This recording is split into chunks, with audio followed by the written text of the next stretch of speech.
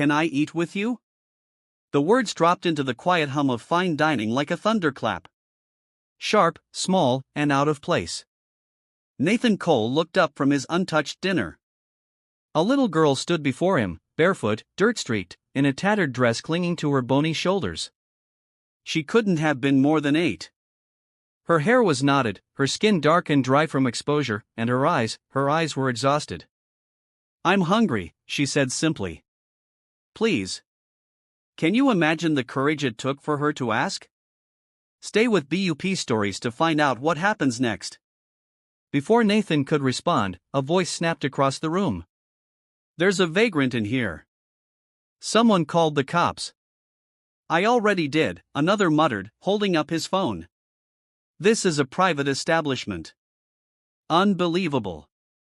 The Mercer Grill was no place for sympathy, a shrine to wealth where no child like her had ever stepped unless they were cleaning. Her 3 words shattered its exclusivity. Nathan stood slowly, scanning the room filled with judgment, fear, annoyance. He looked back at the girl, still waiting. "What's your name?" he asked. She blinked, hesitant. "Maya." He pulled out the chair across from him. "Sit down, Maya." Gasps rippled through the dining room. "You can't be serious," the maitre d' stammered. "She's my guest," Nathan said firmly. "What would you do in his place?" Keep watching Bup Stories to see how this moment changes everything. Before Maya could settle, the double doors flew open. 2 police officers stepped in, eyes scanning. "We got a report of a minor trespassing." Nathan raised a hand. "She's not trespassing. She's here with me." The second officer furrowed his brow. "This your daughter?" "No," Nathan said, calm but unwavering, "but she's under my protection for now." The officer stepped forward. "Sir, if she's not family, we have to." Nathan reached into his jacket, pulled out a leather card holder. "Cole, Nathan.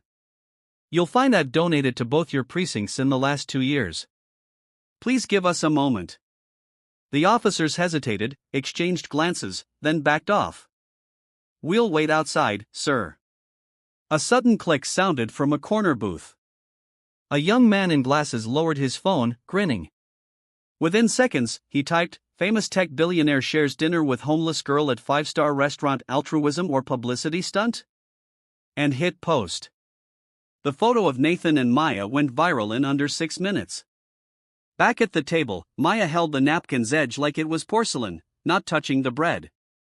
Nathan softened his tone. "It's okay, Maya. You're safe now."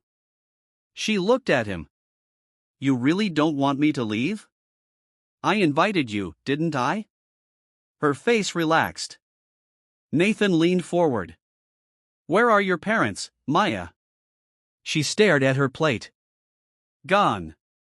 There was a flood. Big one. Mama couldn't swim. Daddy tried to hold me above the water, but she trailed off." If this story moves you, reflect on what it means to show kindness when no one else will.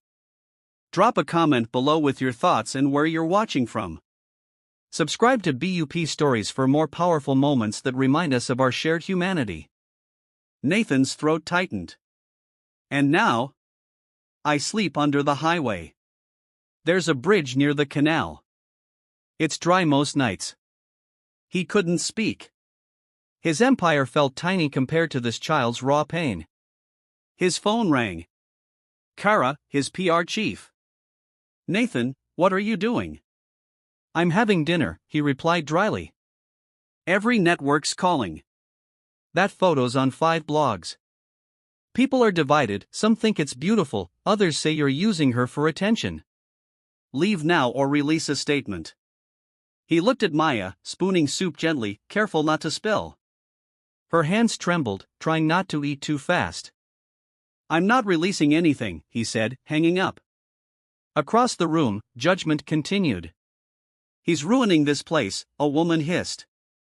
"Is this performance art?" a man whispered. Nathan ignored them, pushing his plate toward Maya. "Try this salmon. It's good with the potatoes." She hesitated, then tasted it. Her eyes widened. That's real fish. He chuckled. The realest. She ate slowly, gracefully, her manners impeccable despite her situation. It wasn't just hunger she carried, it was dignity. Nathan watched her, then said aloud, as if to the room, no one should have to ask for the right to eat. And with that, the world outside spun on, phones buzzing, headlines flashing. But at that quiet table, something profound began. Nathan didn't touch his food. He watched Maya eat with quiet intensity, as if every bite stitched something back together inside him. She ate slowly, savoring, eyes flicking between the plate and Nathan, expecting someone to yank her away. But no one did. The police stayed outside. The maitre d' stood near the kitchen, lips pressed thin, unwilling to cause a scene. From the bar, 2 guests left in disgust. This place is going downhill, one muttered. Maya didn't notice, focused on the food, the warmth of the soup, the space. Her hands wrapped the napkin like spun gold. Nathan leaned in, easing the tightness in his chest. How long have you been under the bridge? Since July, after the storm. You've been alone all that time? My aunt stays, I see other kids, but they don't stay lone. Some adults come and go. I stay quiet so nobody bothers me. Her words came without drama, just facts from a child with no space for illusions. He asked, how do you eat? She shrugged. Sometimes I ask for scraps. Sometimes I find food behind grocery stores. Not meat, though. I got sick once. Nathan's jaw clenched. He'd sat with world leaders, negotiated billions, but nothing prepared him for this, a child describing survival like a school subject. The waitress returned with more soup. Hesitant, Nathan nodded for her to set it down. Thank you, she whispered. My grandma grew up in a camp during the war. She'd want me to say thank you, sir. Nathan smiled faintly. It's not me you should thank. The waitress turned to Maya. Enjoy, sweetheart, then slipped away. Maya glanced at Nathan. Is it okay to have seconds? You can have as much as you want. She beamed, a smile so radiant it knocked the breath from his lungs. His phone vibrated again. Kara texted, it's gone national. Fox wants a statement. Comments are split. This could affect your board votes. Another message, trending hashtag Maya and the millionaire. Address this. Nathan placed the phone face down. You're famous now, he told Maya with a smirk. She tilted her head. Is that good or bad? Depends on who you ask. She picked at the bread, then asked, are you in trouble? Maybe a little. Her face tightened. Because of me? No, Nathan said quickly, because of people who think kids like you don't belong in places like this. She blinked. I didn't mean to break rules. I just wanted to stop being hungry. Nathan exhaled. You didn't break any rules. They were broken before you got here. Outside, camera flashes popped. A news van parked across the street. The maitre d' approached, voice low. Mr. Cole, perhaps we could move you and the child to our private lounge. It's discreet. Nathan stood, pushing his chair back. The maitre d' hesitated. Sir, some guests feel they'll live. Maya stood, clutching the napkin like treasure. Are we leaving? No, Nathan said, looking around. We're finishing our dinner right here. He turned to the maitre d'. Bring her dessert. The good one. The chocolate torte? The cheesecake. Yes, sir. Maya leaned over the table.